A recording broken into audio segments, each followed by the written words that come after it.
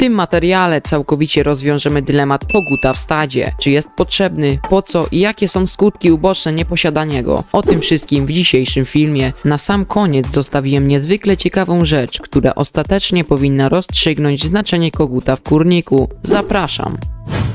No dobrze, więc pierwsze pytanie, które przydałoby się zadać, czy kury potrzebują koguta do nieśności? I część mogła myśleć, że tak, część mogła myśleć, że nie. Raczej to nie jest dużym zaskoczeniem, że nie potrzebują. Tak jak każda samica ptaka, nawet tego kosa, co teraz śpiewa, nie wiem czy słyszycie, mogłaby znieść jajko, tylko że ona byłoby po prostu niezapłodniona. Jeżeli chcemy mieć kurczaki, to musimy mieć koguta, inaczej się nie da. Natomiast jeżeli zależy nam tylko na jajkach, to w takim przypadku możemy nie kupować tego koguta. Jednak od rezygnacji z niego myślę, że przekonają was wiele argumentów, które zaraz wam przedstawię, bo kury mogą nieść jajka bez koguta, ale obarczone jest to pewnym kosztem, który zaraz będzie tutaj przedstawiony.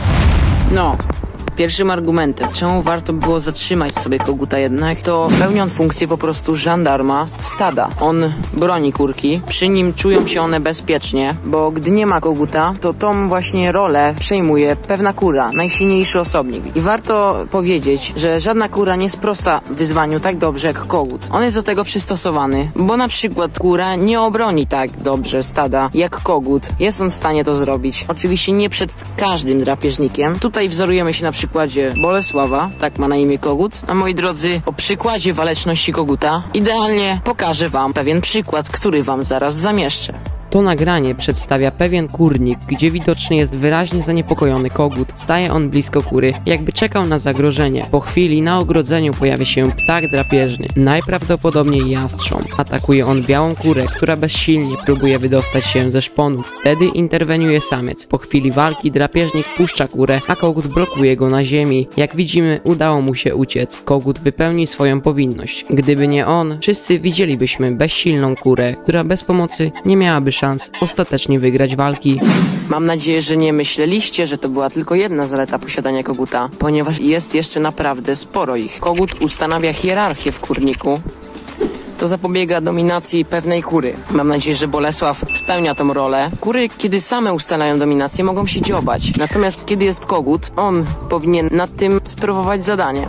Jednak należałoby stwierdzić fakt, iż jeśli samiec jest za duży w porównaniu do kur, może on stać się agresorem, przez co kury bywają podziobane. Pamiętajcie również o zdzieraniu ostróg od czasu do czasu, ponieważ kogut jest w stanie przez to sprawiać im po prostu ból.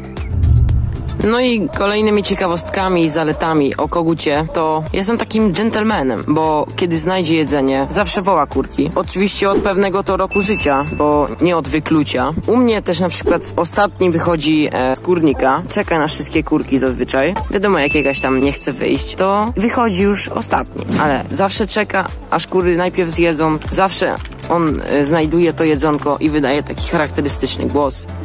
Dzięki kogutowi kury są też takie bardziej witalne, bardziej energiczne, starają się o jego uwagę, przez co kury mają taki sens w życiu. Dla nas może być to nieobiecujące, ale dla kur, uwierzcie mi, jest to dość ważne. Wspomnę jeszcze, że jeżeli nie ma koguta w stadzie, kury mogą nawet szybciej umierać.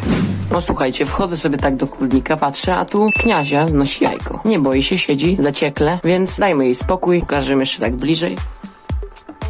Proszę bardzo. No i moi drodzy, właśnie czekałem do końca odcinka, żeby wam to powiedzieć. Więc jeśli dotarłeś do tego momentu, napisz kogut niezbędny w kurniku, bym mógł wyróżnić twój komentarz. Myślę, że o tym nie wiedzieliście. Weganie mówili, że kury wydzielają toksyny, że to jest niezdrowe, kiedy kury znoszą jajka, że podczas znoszenia jajka wydzielają się toksyny. I może jest to racja, ale nie wydzielą się toksyny, kiedy jest w stadzie kogut. Oczywiście kura musi być też zdrowa. Nie widzieli się wtedy żadnego złego związku, ponieważ kogut daje tak jakby nadzieję na odchowanie młodych, może tym kurkom zapłodnić jajka, przez co one starają się na znoszeniu jaj, oraz kiedy kura zniesie jajko, ona sama się odzywa i kogut ją chwali, więc daje im tu taką dopaminę i motywację do dalszego znoszenia jajek. Myślę, że jest to potężny argument, czemu warto mieć koguta, takiego na przykład Bolesława, więc serdecznie polecam posiadanie kogucika. Ale czy są jakieś wady? No na pewno jakieś są, jeżeli się źle wybierze, bo w samym posiadaniu koguta w stadzie myślę, że nie ma jakichś szczególnych wad.